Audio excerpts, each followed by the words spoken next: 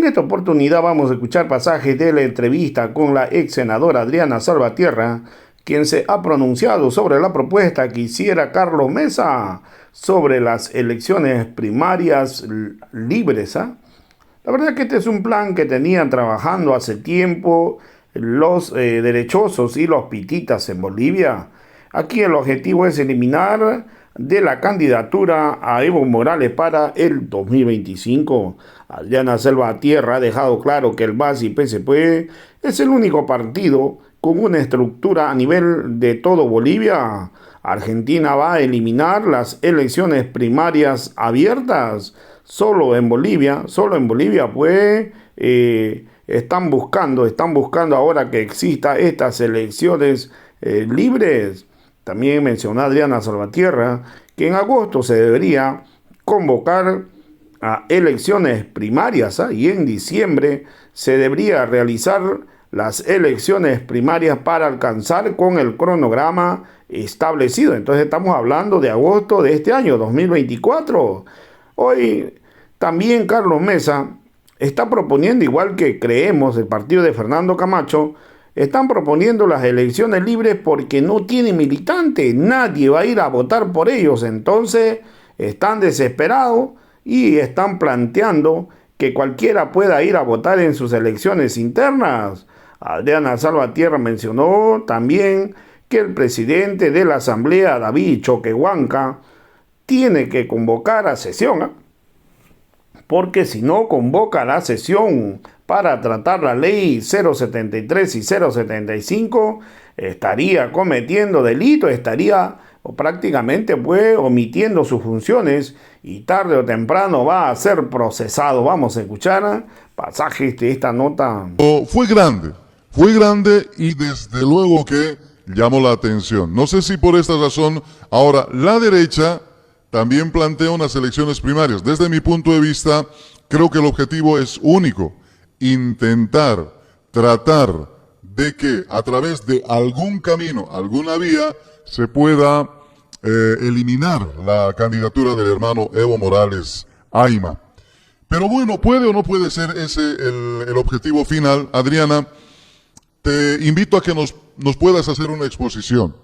¿De qué son las elecciones primarias? ¿Qué significa en nuestro estado plurinacional las elecciones primarias? De repente también poniendo como ejemplos lo que pasa en Argentina. En Argentina es diferente, ¿verdad? Pero en Bolivia es totalmente distinto de acuerdo a la constitución política del estado. Así que por favor, Adriana, tienes la palabra para hacernos inicialmente una primera exposición. Adelante, por favor. Gracias, Ramiro. Trataré de resumirlo rapidito en 5 minutos. Lo primero es que yo creo que los partidos tradicionales y los liderazgos que representan estos partidos tradicionales, le hace Carlos Mesa, le hace Jorge Quiroga, Samuel Doria Medina, fueron arrasados por el proyecto del proceso de cambio y por la nueva lógica que el movimiento al socialismo trascendió en la democracia boliviana, porque el movimiento al socialismo es un instrumento un instrumento político de los movimientos sociales que cuestiona la forma partido tradicional con la que se rigieron durante el neoliberalismo los partidos políticos. Hubo una ley de partidos políticos en 1999 promovida por el general Banzer, que tomó esa dinámica y que construyó también y que avaló a los grandes partidos tradicionales, el MNR, ADN, UCS, también Falange Socialista Boliviana, el MIR y otros partidos más, que eran los que, el NPR también, del que viene Manfred Reyes Villa, y que eran los partidos políticos de la democracia pactada. Entonces, la emergencia del movimiento al socialismo interpela la forma en la cual esos partidos políticos habían ejercido la democracia y en nombre de la democracia habían llegado a acuerdos políticos más allá de la voluntad popular y vaciando el sentido democrático de las decisiones. Entonces, el MAS tiene la virtud de emerger y poner en cuestión esa forma de partido. No necesariamente el partido en sí, sino la forma en la que ellos habían construido los partidos políticos tradicionales. Entonces, cuando se piensa la ley de organizaciones políticas, se dice, sí son necesarios los partidos. Y sí es necesaria una estructura política que tenga una claridad ideológica de su planteamiento. Nosotros somos anticapitalistas, antiimperialistas, antineoliberales y antipatriarcales.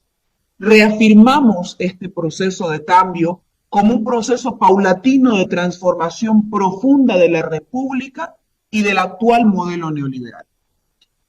Entonces, esos principios nos unen a un conjunto de militantes y nos convocan a determinadas tareas dentro de la militancia. El trabajo territorial, dentro de la organización política, el debate político, la formación de cuadros, la estructuración de una democracia interna que permita generar estructuras propias dentro de los territorios. Entonces, el MAS así se consolida como el partido más grande del país, el único con presencia en los 339 municipios de nuestro país y otras entidades territoriales autónomas, indígenas además, el único con presencia en los 9 departamentos, el único con capacidad de disputar una elección a nivel nacional con una estructura que no solamente es opinión pública, como es la militancia de Carlos Mesa. La militancia de Carlos Mesa es militancia de plataforma, de opinión pública, de tribuna. En cambio, la del movimiento del socialismo tiene un anclaje territorial. Entonces, esas son las diferencias y creo que los líderes de los partidos políticos no lograron superar esa derrota histórica frente al movimiento al socialismo. Lo segundo es que cuando se construye la ley de organizaciones políticas, el sentido fue fortalecer los espacios de representación que existían y que pueden continuar formándose. Y eso efectivamente son los partidos. No serán los partidos tradicionales, o seguramente los partidos tradicionales necesitarán revitalizarse e interpretar la sociedad, pero el desafío fue ese, construir estructuras democráticas que representen principios sobre los cuales la gente pueda organizarse y adherirse. Y en ese momento se habló la posibilidad de convocar a elecciones primarias. Las elecciones primarias son, por lo menos en América Latina, son de varias formas. Hay elecciones primarias solo para los binomios presidenciales, hay elecciones primarias para diputaciones, para alcaldías, para consejos. En América Latina son diferentes las formas en las que se organizan elecciones primarias. Y aquí estaba revisando una tablita comparativa.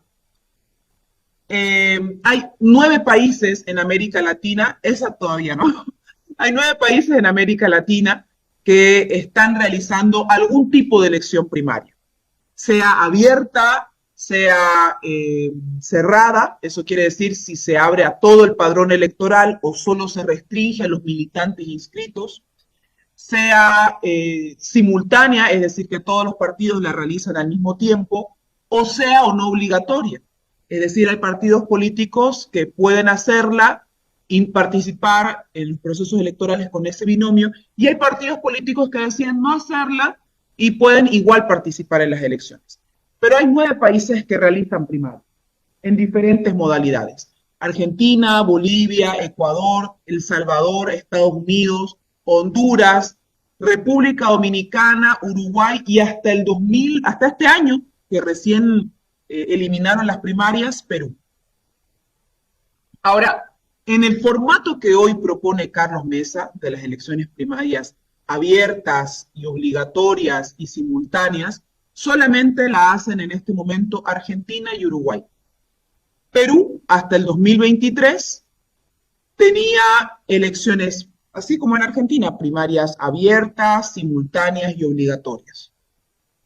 Pero decidieron este año eliminarlas. De hecho, le mandé una notita de prensa a usted al respecto y también está discutiéndose en Argentina, como una propuesta del actual presidente Milei, eliminar las primarias abiertas.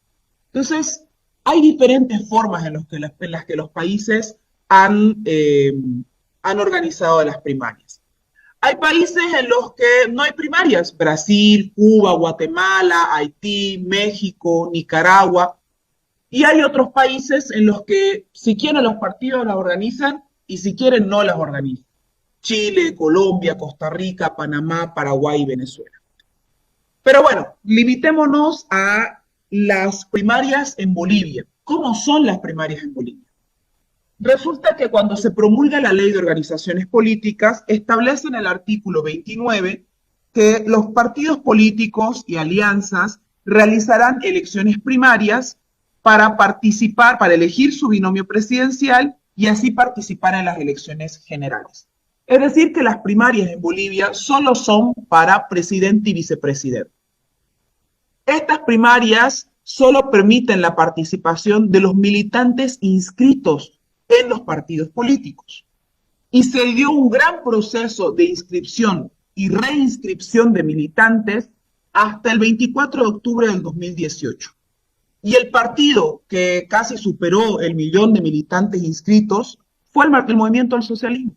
Los otros partidos no alcanzaron ni siquiera a hacer 100.000 militantes inscritos. Fue el Movimiento del Socialismo el que se dio la tarea de decirle al país, en esta forma nosotros construimos militancia. Este es el espacio político que representa la militancia del Movimiento del Socialismo. Y después hubo otro proceso de inscripción y reinscripción de militantes que realizamos el 13 de julio del 2022, que iniciamos, que ya fue cerrado. Pero de ahí en adelante, la inscripción de militantes es responsabilidad exclusiva de los partidos políticos. Es decir, que los partidos políticos solicitan al órgano electoral que éste realice el proceso de inscripción y ellos acompañan ese proceso con sus propios técnicos que van y inscriben a la militancia de forma biométrica actualmente.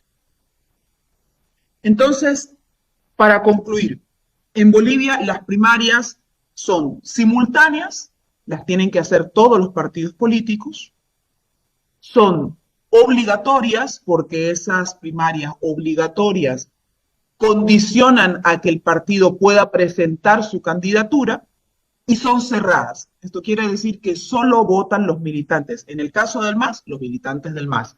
En el caso de demócratas, los militantes de demócratas. No puede un militante de demócratas venir y querer votar en una papeleta del MAS. Ahora, ¿qué es lo que debería pasar? Y ahí le pasé a usted una imagen, Ramiro, respecto a lo que eventualmente debería ser el calendario político electoral de nuestro país entre 2024 y 2025. Tomemos en cuenta que la posesión de presidente y vicepresidente tiene que ser el 8 de noviembre del 2025, porque ahí se cumple el periodo constitucional de 5 años. Ojalá no busquen hacer como los actuales magistrados de prorrogarse otro tiempo. Esperamos que no. Pero si es así, la ley del régimen electoral establece que la primera vuelta, que se debe hacer un cálculo de más o menos 60 días entre la primera y la segunda vuelta. No está normado el tiempo entre la segunda vuelta y la posesión. O sea, eso obedece a las comisiones de transición, etc. Pero se calcula, en base a la ley del régimen electoral, que deberían más o menos convocarse a elecciones cumpliendo incluso los 60 días de la segunda vuelta. Las elecciones generales deberían celebrarse en agosto. Ahí tenemos la imagen inicial, que deberían ser más o menos el 4 de agosto, máximo el 4 de agosto del 2025. La ley del régimen electoral dice que tienen que convocarse 120 días antes. Eso quiere decir que la convocatoria a elecciones generales debería darse en abril, la primera semana de abril del 2025. Seguimos yendo hacia atrás. La ley de organizaciones políticas dice que las elecciones primarias deberían celebrarse 120 días antes de la convocatoria a elecciones generales. O sea que estamos yendo en el calendario nuevamente para atrás. Esto quiere decir que más o menos entre el 1 y el 8 de diciembre deberían celebrarse este año las elecciones primarias. ¿Cuándo deberían convocarse? De nuevo, 120 días antes. Eso quiere decir que más o menos la primera semana de agosto deberían estar convocándose en este año a las elecciones primarias. Ahora, lo que sugiere Carlos Mesa es que las primarias no solamente sean abiertas, sino que se celebren 60 días antes de las elecciones generales, y él plantea que esto se recorra todo el calendario electoral de la realización de primarias al 2000 y las elecciones generales al 2025. Pero yo creo que lo más importante de todo esto es que más o menos podríamos tener una idea del calendario electoral que nos deja claro que en 2024 deberían existir elecciones primarias, deberían empezar a ser convocadas en el mes de agosto, realizadas en diciembre, y las elecciones generales deberían ser convocadas en abril y realizadas en agosto del 2025 para lograr efectivamente el cumplimiento de los planes. Lo último, y ya con esto prometo terminar. Hoy veía un Twitter que no fue de mi autoría, fue en realidad de la expresidenta y exministra de Salud, Gabriela Montaño, respecto a la propuesta de primarias abiertas. Y ella decía que en el fondo lo que buscan los partidos políticos tradicionales y los líderes de esos partidos políticos tradicionales es esconder que no tienen militancia. ¿Cuál es la militancia política de Carlos Mesa? Si se prestó la sigla del FRI para construir comunidad ciudadana. ¿Cuál es la militancia de Creemos? Si se prestó la sigla de UCS para competir en las elecciones nacionales. No tienen militancia política. Y los partidos que tienen militancia política no compiten en relación a los números de la militancia política del MAS, porque en la elección del 2019, más de 400.000 personas militantes del MAS fueron a las elecciones, mientras que por los otros partidos de oposición no fueron más que 30.000 personas, o un poquito más. Entonces, en el fondo ellos quieren dos cosas. Primero, distorsionar la voluntad del movimiento al socialismo a partir de la movilización del antimasismo. Quieren que un militante de Camacho vote en las papeletas del MAS. Y lo segundo que quieren es esconder la falta de militancia. Si ellos no hicieron un trabajo político de construir una estructura organizada territorialmente, con un programa de gobierno, con una ideología definida, con un estatuto definido, no es responsabilidad de los militantes de MAS, es responsabilidad de ellos, que se presentan ante el público como una opción electoral sin respaldo estructural. Por tanto, otros senadores han señalado que no aprobarán esos proyectos si antes no se anula la prórroga de magistrados mediante otros dos proyectos, la 073 y 075. Están pidiendo que se convoque al Pleno del Legislativo para esa sesión. Adriana, ¿tú nos puedes orientar qué está pasando ahora con este tema? El tema de los créditos internacionales, el tema de la cesación de los magistrados. Piden que se convoque una asamblea y ya no más. Y en medio de todo esto hay dimes y diretes de que cuál primero debe ir o no, y David Choquehuanca que no convoque. Entonces, si nos orientas un poco y nos informas de qué es lo que está pasando, Adriana, y cómo podría terminar este tema. Adelante, Adriana, por favor. Sería bueno que contemos con un presidente de la Asamblea Legislativa en estos momentos. O sea, no Pero tenemos no presidente aparece. de la Asamblea. Lo dijiste. No. Sería bueno que la Asamblea tenga un presidente que la dirija. Bien A ver, dicho. ¿qué es lo que pasa? Hay un proceso de diálogo encabezado por el vicepresidente. Lamentablemente el vicepresidente no firmó los acuerdos de ese diálogo, bastante extraño.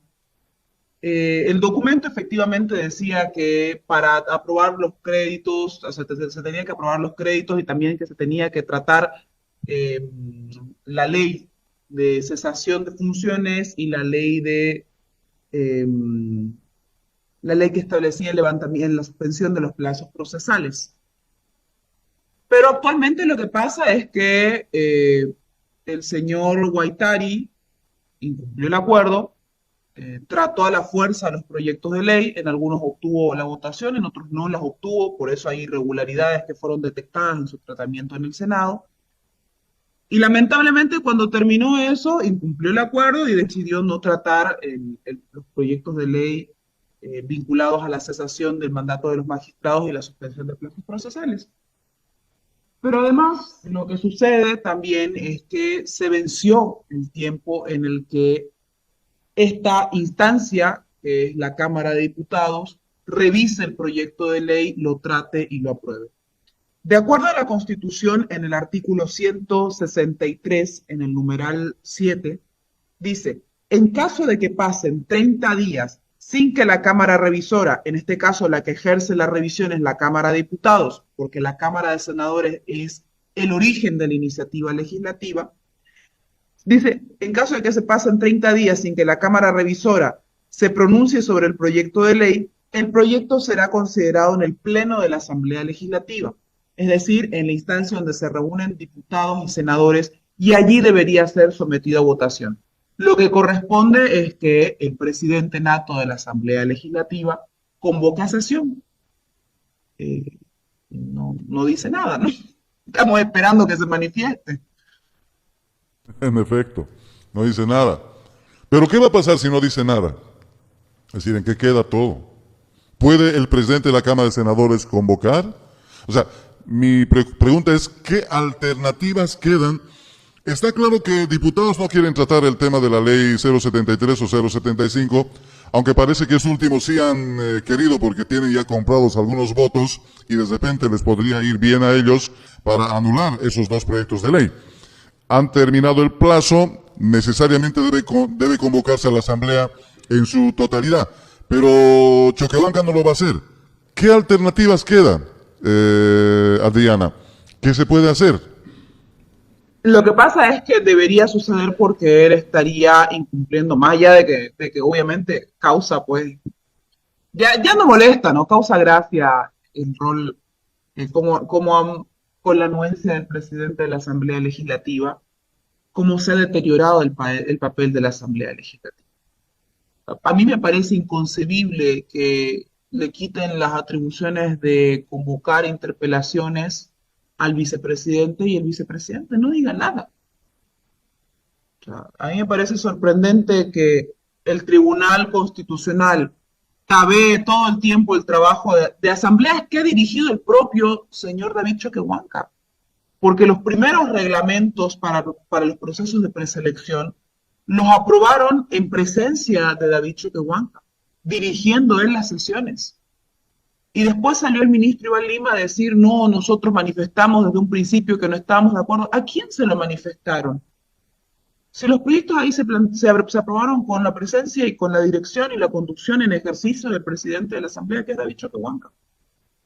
Y después le impiden al presidente de la Cámara de Senadores convocar a sesión y el presidente de la Asamblea prácticamente está de acuerdo y es con su impulso que se hacen estas cosas. Entonces, hay estructuralmente un deterioro de la Asamblea Legislativa y lamentablemente quien no solamente permite ese deterioro, sino pareciera que lo impulsa, es el presidente de la Asamblea Legislativa. Ahora, él probablemente pueda no querer convocarlo, pero en realidad estaría también incumpliendo sus funciones, porque ¿hasta cuándo va a sostener la imposibilidad de que se convoquen las sesiones? Hay muchos temas dentro de la Asamblea Legislativa y dentro de su funcionamiento que tienen un vacío jurídico, Ramiro. En eso yo soy muy honesta. Hemos planteado en algún momento que se trabaje, porque la Constitución también así lo dice, debería existir una ley del órgano legislativo. Y esa ley del órgano legislativo debería cubrir ciertos vacíos. Por ejemplo, lo que pasaba con las censuras en su determinado momento, qué sucedía, cuál era el efecto de una censura, durante cuánto tiempo esa persona podía o no podía ejercer una responsabilidad pública. ¿Qué pasa si una autoridad pública, por ejemplo, decide no asistir a una petición de informe escrito o no asistir a una petición de informe oral?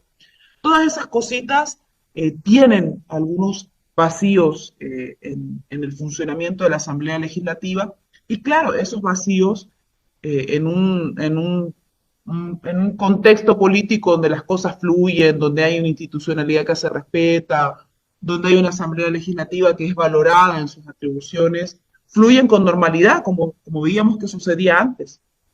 El problema es que aquí la cabeza de la asamblea legislativa es la principal interesada en vaciar sus instituciones con el objetivo de cumplir, con el afán de cumplir determinados objetivos políticos.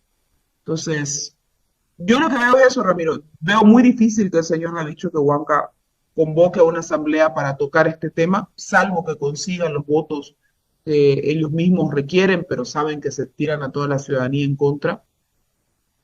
Y por otra parte, lo otro que también es preocupante es cómo van a mantener y a qué límite van a llegar este intento de muerte cruzada en el legislativo entre el Senado y la Cámara de Diputados. Ninguna de las dos cámaras está planteando tocar los proyectos de ley de forma cruzada hasta que no se resuelvan los temas de interés, que son tanto los créditos como es la cesación de los magistrados. Entonces, eso es un problema también para el país y allí debería estar el presidente de la Asamblea resolviéndolo.